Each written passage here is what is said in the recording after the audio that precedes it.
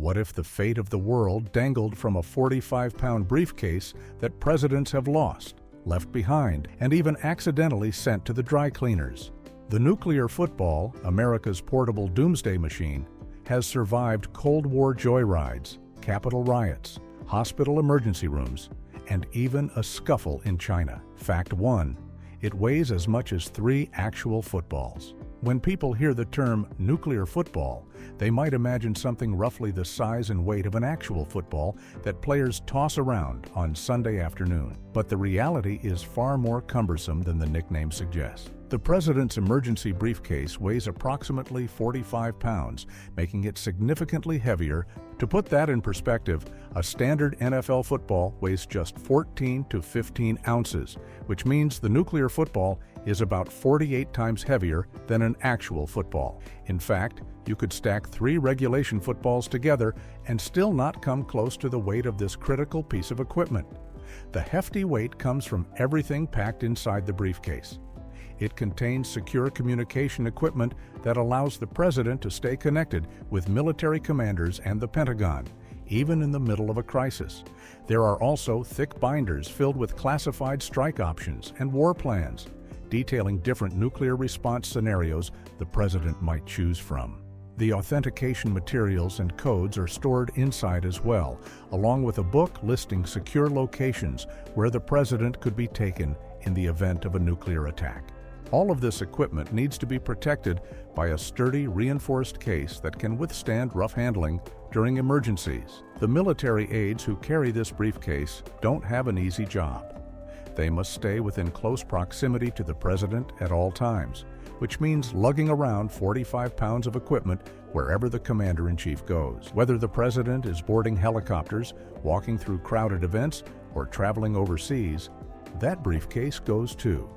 It's a constant physical burden that comes with one of the most important responsibilities in the entire military. Fact 2. Presidents have lost their nuclear codes multiple times. You would think that the codes allowing the President of the United States to authorize a nuclear strike would be guarded more carefully than anything else in the world. But the reality is that multiple presidents have been surprisingly careless with their authentication cards, nicknamed the biscuit. These small cards contain the codes the president needs to verify their identity before ordering a nuclear launch. And losing them creates a serious security problem. Yet it has happened more than once, and in some cases, the losses went unnoticed for disturbing amounts of time. President Jimmy Carter had one of the most embarrassing incidents with his nuclear codes. He accidentally sent his authentication card to the dry cleaners while it was still in his suit pocket. The card went through the entire cleaning process before anyone realized what had happened. Fortunately, it was eventually recovered, but the incident raised serious questions about the security protocols surrounding these critical codes. How could something so important end up in a dry cleaning machine? It seemed almost absurdly careless for such a grave responsibility. But Carter wasn't alone in his mishap. President Bill Clinton reportedly lost his authentication codes for several months during his time in office, and apparently nobody noticed the codes were missing until much later. According to a former top military officer, this wasn't discovered until the codes were supposed to be routinely rotated and replaced. The fact that the President of the United States could misplace his nuclear authorization codes for months without anyone catching the problem reveals some troubling gaps in the security system. These incidents raise uncomfortable questions about how secure the nuclear authorization process really is. If presidents can lose their codes without immediate consequences, what does that say about the safeguards in place to prevent unauthorized nuclear launches? Fact 3. Reagan's codes were found in his shoe. On March 30th, 1981, President Ronald Reagan was shot outside the Washington Hilton Hotel by John Hinckley Jr. The assassination attempt threw the entire presidential security apparatus into chaos as Secret Service agents rushed Reagan to George Washington University Hospital. In the frantic moments that followed, medical staff did what they always do in trauma situations. They cut off the patient's clothing to quickly assess injuries and provide emergency treatment. But in Reagan's case, this standard medical procedure created a serious national security problem that nobody anticipated in the moment. When the doctors and nurses cut away Reagan's suit, his nuclear authentication card, known as the biscuit, into chaos as Secret Service agents rushed Reagan to George Washington University Hospital. In the frantic moments that followed, medical staff did what they always do in trauma situations. They cut off the patient's clothing to quickly assess injuries and provide emergency treatment. But in Reagan's case, this standard medical procedure created a serious national security problem that nobody anticipated in the moment. When the doctors and nurses cut away Reagan's suit, his nuclear authentication card, known as the biscuit, was somewhere in his clothing.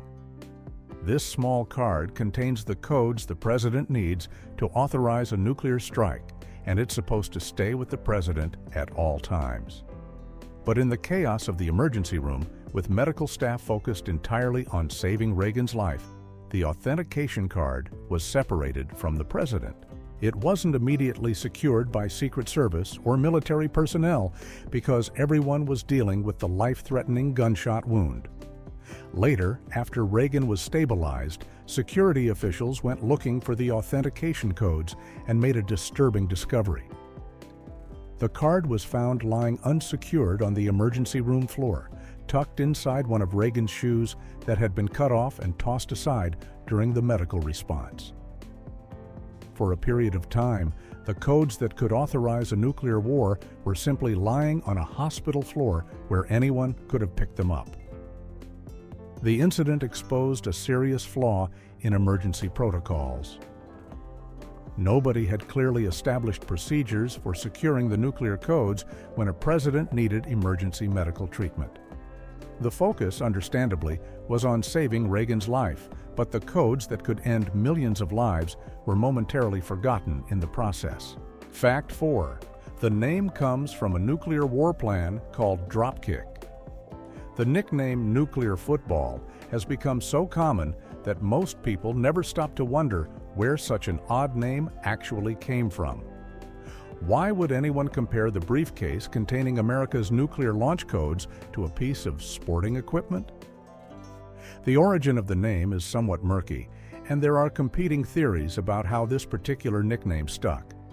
But the most widely accepted explanation traces back to the early days of nuclear war planning during the Cold War era. According to the most common origin story, the nickname derives from an early nuclear attack plan that was codenamed Operation Dropkick. In the 1950s and 60s, military planners gave their various nuclear strike scenarios code names, and Dropkick was apparently one of these plans.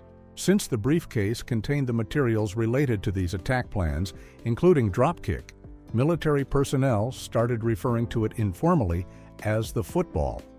The name stuck and eventually became the standard way of referring to the president's emergency briefcase, even though the original Operation Dropkick plan has long since been replaced by updated nuclear strategies.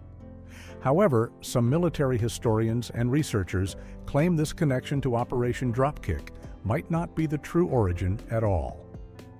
They suggest the name could have actually originated from the film Dr. Strangelove, Stanley Kubrick's famous dark comedy about nuclear war. In the movie, there are references to football-related terminology when discussing nuclear attack plans. Since the film was hugely influential and widely watched by military personnel in the 1960s, it's possible the nickname was borrowed from popular culture rather than from actual military code names. The truth is that nobody knows for certain which explanation is correct, and it's entirely possible the nickname emerged from a combination of these sources. What matters is that the name stuck, and now the nuclear football is recognized worldwide. Fact 5. Nixon was separated from it during a wild joyride. In June of 1973, President Richard Nixon invited Soviet leader Leonid Brezhnev to Camp David for diplomatic talks during the height of the Cold War. Nixon had previously given Brezhnev a gift, a dark blue Lincoln Continental, which was considered one of America's finest luxury cars at the time. The car was delivered to Camp David so Brezhnev could see his gift in person. What happened next became one of the strangest moments in Cold War history and created a serious breach in nuclear security protocols. Brezhnev, who was known for his love of fast cars and reckless driving, decided he wanted to take the Lincoln for a spin around Camp David. Without warning, he got behind the wheel and told Nixon to get in. Before anyone could object or make proper security arrangements, Brezhnev hit the gas and took off with the President of the United States as his passenger. The Soviet leader drove aggressively through the winding roads of Camp David, reportedly terrifying Nixon, who was not known for enjoying high-speed adventures. The problem was that the Secret Service and the military aide carrying the nuclear football were left behind at the starting point. For nearly 30 minutes, President Nixon was separated from the briefcase containing America's nuclear launch codes while he was alone with the leader of the Soviet Union. If a nuclear crisis had erupted during those 30 minutes, there would have been no way for Nixon to quickly access the authentication codes and communication equipment he would need to respond. The incident highlighted a serious vulnerability in the nuclear command system. Nobody had planned for the possibility that a president might spontaneously jump into a car and speed away from his security detail. After this incident, protocols were updated to try to prevent such separations from happening again. Fact 6. LBJ refused his nuclear briefing. As Vice President Lyndon Baines Johnson, who served as Vice President under John F. Kennedy, had a complicated relationship with the young president and his inner circle. The Kennedy team often sidelined Johnson, leaving him out of important decisions and treating him more like a figurehead than a genuine partner in governance.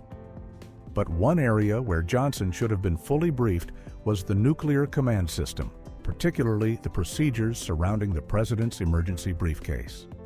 Military aides attempted multiple times to give Johnson the necessary briefings about how nuclear authorization worked and what would happen if he suddenly became president. But Johnson stubbornly refused these briefings, apparently viewing them as unnecessary, or perhaps feeling insulted by the implication that Kennedy might not survive his presidency. This decision became a critical problem on November 22, 1963, when President Kennedy was assassinated in Dallas, Texas. Suddenly, Lyndon Johnson was the President of the United States, and he had absolutely no knowledge of how to use the nuclear command system. He didn't understand the procedures, didn't know what the authentication codes were for, and had never been walked through the various strike options contained in the briefcase. This made him the first commander-in-chief in the nuclear age who was completely unable to respond to a nuclear attack during his first hours in office. Military aides had to frantically brief Johnson on nuclear procedures aboard Air Force One as the plane carried Kennedy's body and the new president back to Washington. They tried to explain the complex system while Johnson was dealing with the trauma of the assassination, the chaos of the transition, and the weight of suddenly becoming the most powerful person on Earth. It was hardly an ideal situation for learning how to potentially authorize the end of the world. The incident led to significant changes in how vice presidents are briefed on nuclear procedures. Fact 7. A major was discharged for asking one question. In 1975, Air Force Major Harold Herring was going through training to become a Minuteman missile launch officer. These officers sit in underground bunkers and are responsible for turning the keys that would actually launch intercontinental ballistic missiles if ordered to do so by the president. The training is intense and involves detailed instruction on the procedures for receiving and authenticating launch orders. During this training, Herring asked his instructors a question that seemed perfectly reasonable to him but ended up destroying his military career. Herring's question was straightforward. How can I know that an order I received to launch my missiles came from a sane president? It was a legitimate concern. The entire nuclear command system is built on the premise that the president's order to launch nuclear weapons must be obeyed quickly and without question. But what if the president had suffered a mental breakdown, or was acting irrationally, or had been compromised in some way? How would a launch officer sitting in a missile silo know whether the order they received was coming from a rational commander-in-chief making a sound strategic decision, or from someone who had lost touch with reality? The Air Force did not appreciate this question. Rather than providing Herring with a satisfactory answer about the safeguards in place to prevent irrational launch orders, military officials began proceedings to remove him from the missile program. Eventually, Herring was discharged from the Air Force entirely. The military's position was that launch officers must follow orders without questioning the president's mental state or judgment. Any hesitation or doubt could slow down America's ability to respond to a nuclear attack, which military planners considered unacceptable. Herring's question touched on one of the most troubling aspects of nuclear command and control. The system is designed for speed and certainty, not for debate or philosophical questioning about presidential sanity. Fact 8. It contains no red button. In countless movies and television shows, the nuclear launch process is depicted the same way. The President of the United States opens a briefcase, revealing a big red button, and then dramatically presses that button to launch nuclear missiles. It's an image that has been burned into popular culture through decades of Cold War thrillers and disaster films. But this Hollywood version of the nuclear football bears almost no resemblance to the actual contents of the president's emergency briefcase. There is no big red button anywhere inside the football. The real contents of the briefcase are far less dramatic, but much more complex. Inside, there are authentication materials that the president uses to verify their identity when communicating with military commanders. There's a black book containing the coded menu of strike options, often called the Black Book. This book lists different pre-planned nuclear attack scenarios, ranging from limited strikes on specific military targets to full-scale attacks that would unleash America's entire nuclear arsenal. The president would review these options and select which plan to execute, based on the specific crisis situation. The briefcase also contains a book listing classified secure locations where the president could be taken in the event of a nuclear war.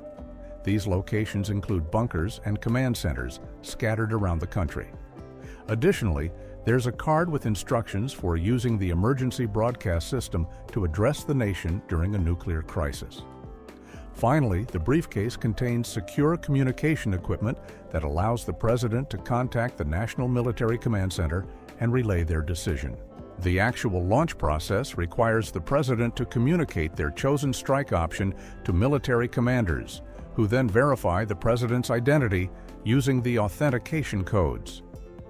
Only after this verification process do military personnel at various command centers and missile silos actually initiate the launch sequences. There's no single button that the president presses. Fact 9. The strike options were once called Denny's menu. When Jimmy Carter became president in 1977, he requested a briefing on the nuclear strike options contained in the president's emergency briefcase. What he found shocked him. The nuclear war plans had become extraordinarily complex over the years, with dozens of different attack scenarios, target lists, and response options. Carter, who had served in the Navy and had a background in nuclear engineering, found the whole system unnecessarily complicated and difficult to understand. He worried that in the middle of an actual nuclear crisis, a president wouldn't be able to quickly parse through all these options and make a clear decision. Carter ordered his military advisors to simplify the nuclear war plans dramatically. He wanted strike options that could be understood quickly and executed without confusion. The goal was to create a system where the president could rapidly assess the situation and choose an appropriate response without getting bogged down in excessive detail. The military complied with Carter's directive and condensed the strike options into a more streamlined format with clearer categories of attack plans. Years later, During the Clinton administration, a military aide who was familiar with the nuclear football gave an interview where he described the simplified strike options in memorable terms. He compared the process of choosing a nuclear strike plan to ordering breakfast at Denny's restaurant, where customers pick items from different columns on the menu. The aide explained it was like selecting one option from column A and two options from column B, a straightforward menu system that allowed for quick decision-making. This comparison to a breakfast menu might sound flippant given the horrific consequences of nuclear war, but it actually reflects the military's goal of making the system as clear and efficient as possible. In a nuclear crisis, there would be extremely limited time to make decisions. Fact 10. Aides must pass Yankee White clearance.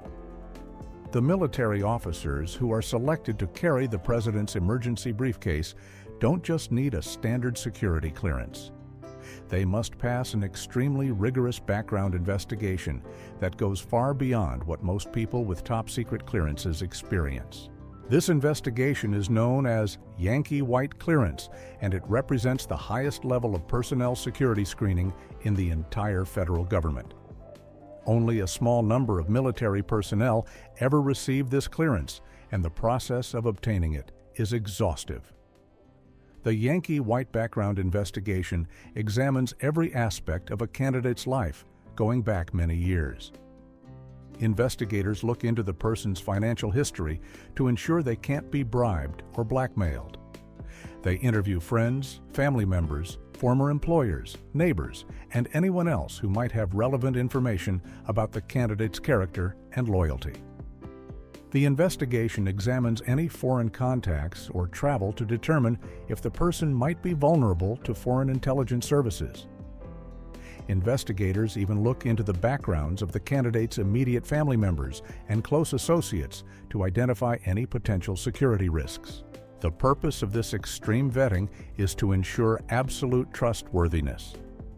The military aide carrying the football is always within close proximity to the president and has access to some of the nation's most sensitive nuclear secrets.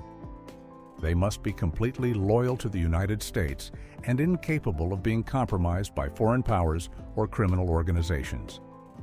The government needs certainty that this person would never steal the football, sabotage the equipment, or share classified information with unauthorized individuals. Officers who carry the football are rotated regularly, and they must maintain their Yankee White clearance throughout their assignment. Any change in their personal circumstances, a new relationship, financial problems, travel abroad, must be reported immediately because it could affect their clearance status. Fact 11. A Mar-a-Lago guest posted a selfie with it. In February of 2017, President Donald Trump was hosting Japanese Prime Minister Shinzo Abe at his Mar-a-Lago resort in Florida when news broke that North Korea had just launched a ballistic missile test. The launch occurred during dinner, and Trump decided to handle the crisis response right there on the resort's outdoor terrace, surrounded by club members and guests who were dining nearby. What happened next became a security incident that raised serious questions about protecting classified information and nuclear command equipment in public settings. As Trump and Abe huddled with their advisors to discuss the North Korean missile launch, several Mar-a-Lago members pulled out their phones and started taking pictures of the entire scene. One guest, Richard Diagazio, posted photos on his Facebook page showing the president, the prime minister, and their teams reviewing documents and making phone calls. But Diagazio's photos captured something far more sensitive than just politicians having a discussion. In several of the images, the military aide carrying the nuclear football was clearly visible in the background. Even more concerning, Diagazio's Facebook post identified the military aide by his first name, Rick, and described him as the man responsible for carrying the football with the nuclear launch codes. This meant that anyone viewing the photos, including foreign intelligence services, could now identify what this particular military officer looked like and know his first name. They could potentially use this information to track his movements or target him for intelligence-gathering operations. The incident sparked immediate criticism from national security experts who argued that nuclear command equipment and the personnel who carry it should never be exposed in public settings where anyone can photograph them. The military aide's identity is supposed to be protected precisely to prevent foreign governments from identifying and potentially compromising these individuals. Fact 12. Chinese security tried to block it in Beijing. In November of 2017, President Trump traveled to Beijing for meetings with Chinese President Xi Jinping. The visit was carefully choreographed, as all high-level diplomatic meetings between major powers tend to be, with both sides negotiating the precise details of protocol and security arrangements. But when the American delegation arrived at the Great Hall of the People for official meetings, Chinese security officials created a confrontation that nearly turned into an international incident, all because of the president's emergency briefcase. As the American delegation approached the entrance to the Great Hall, Chinese security personnel suddenly moved to block the military aide who was carrying the nuclear football. The Chinese officials insisted that the aide could not bring the briefcase into the building. This was either a serious misunderstanding of American presidential security requirements or a deliberate attempt by Chinese security to test American resolve. Either way, it created an immediate crisis because the nuclear football must stay with the president at all times, and American officials could not allow it to be separated from Trump or blocked by a foreign government. White House Chief of Staff John Kelly, who was traveling with the president, physically intervened. According to reports, Kelly got into what was described as a physical altercation with Chinese security personnel, essentially engaging in a pushing match to ensure the military aide could stay with the president. Kelly was determined that Chinese security would not separate the president from his nuclear command equipment, regardless of what Chinese protocol officials claimed about their rules. Eventually, the Chinese backed down and allowed the military aide carrying the football to enter the building with the rest of the American delegation. But the incident revealed the complications that arise when American nuclear security requirements clash with foreign government security protocols. Fact 13. It nearly fell into rioters' hands. On January 6, 2021, a violent mob stormed the United States Capitol building in an attempt to stop Congress from certifying the results of the presidential election. The attack forced Vice President Mike Pence to be evacuated from the Senate chamber and taken to a secure location within the Capitol complex.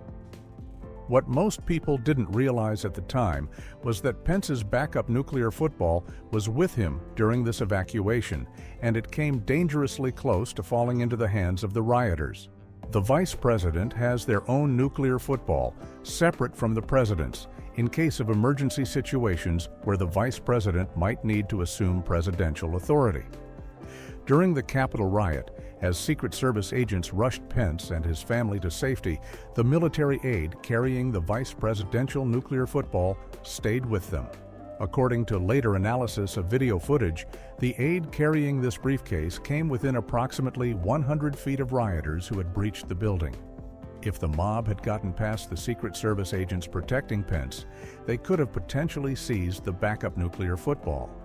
The truly disturbing part is that military officials at Strategic Command, which oversees America's nuclear forces, didn't realize how close the nuclear football came to being captured until weeks after the attack. They discovered the danger when they watched video footage during President Trump's second impeachment trial.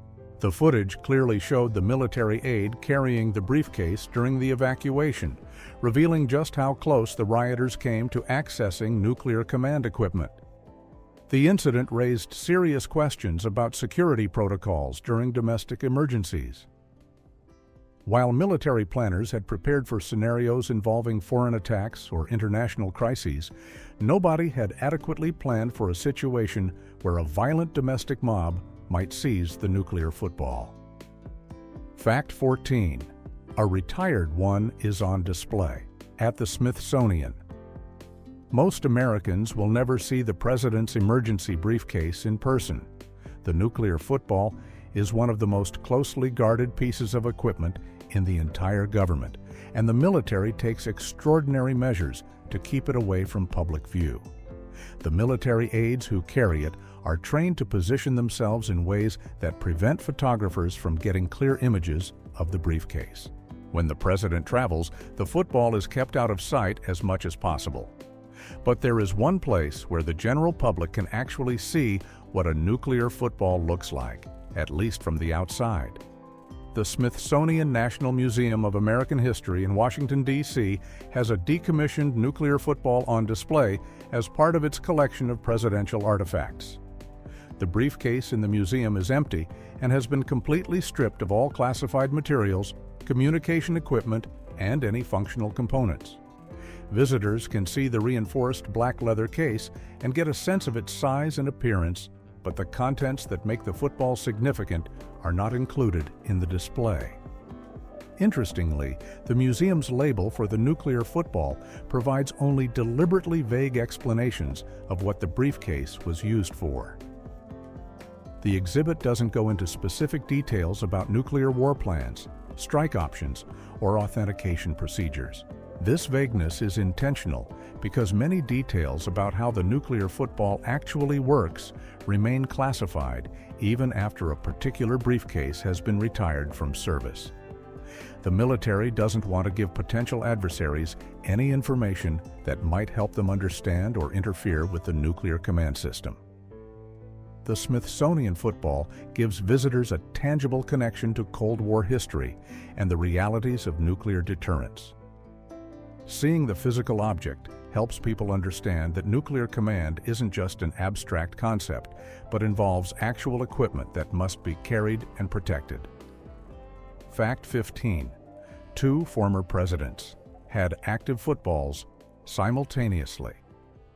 Presidential inaugurations have been occurring in the United States for well over 2 centuries, and the peaceful transfer of power has become one of American democracy's most important traditions. But the nuclear age added a new wrinkle to this tradition. When a new president is sworn in, the nuclear launch codes must be transferred from the outgoing president to the incoming president. This transfer usually happens at exactly noon on Inauguration Day, the moment when constitutional authority passes from one commander-in-chief to the next. The system is designed to ensure there's no gap in nuclear command authority, but also no overlap where 2 people could potentially order nuclear strikes.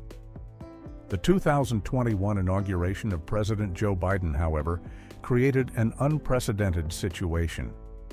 President Trump refused to attend Biden's inauguration ceremony, breaking with long-standing tradition.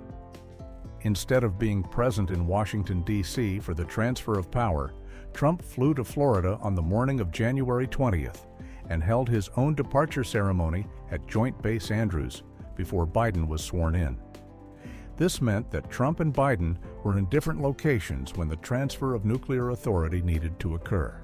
The solution was to have both men accompanied by active nuclear footballs simultaneously for a brief period. Trump had a functioning football with him in Florida, and Biden had one in Washington, D.C. Both briefcases contained valid authentication codes and working communication equipment right up until the moment of the power transfer. At exactly 11:59 and 59 seconds, Trump's codes were deactivated. 1 second later, at precisely noon, Biden's codes became active and Trump's football became inert.